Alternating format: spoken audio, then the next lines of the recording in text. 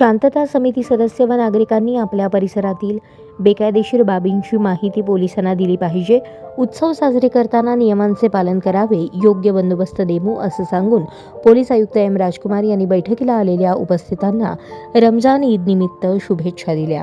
रमजान ईदच्या अनुषंगाने सोलापूर आयुक्तालयात पोलीस आयुक्त एम राजकुमार यांच्या अध्यक्षतेखाली सोलापूर शहरातील कायदा व सुव्यवस्था अबाधित राखण्यासाठी 24 मार्च रोजी सकाळी 11 वाजता शांतता समिती सदस्य, सोलापूर महानगरपालिकेकडील अधिकारी, RTOचे अधिकारी, महावितरणचे अधिकारी, शहर काझी प्रतिनिधी राफे, मौलाना, मीना बाजार अध्यक्ष राजू कुरेशी, मकबूल मोहोळकर, शकील मौलवी, बाबा मिस्त्री तसेच मुस्लिम बांधवांची संयुक्तपणे शांतता कमिटी बैठक आयोजित करण्यात आली होती.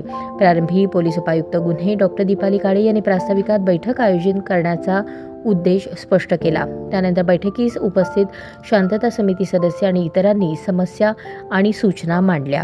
पोलीस आयुक्त एम राजकुमार यांनी उपस्थित नागरिकांचे स्वागत करून त्यांनी मांडलेल्या अडीअडचणींचे निरसन केले.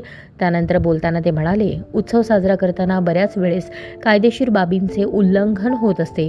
कोणीही कायदा हातात घेऊ नये. सोशल मीडियावर कोणीही आक्षेपार्ह मेसेजेस, फोटो, पोस्ट व्हायरल करत असल्याचे निदर्शनास आल्यास त्याबाबत त्वरित पोलीस यंत्रणेला कळवावे.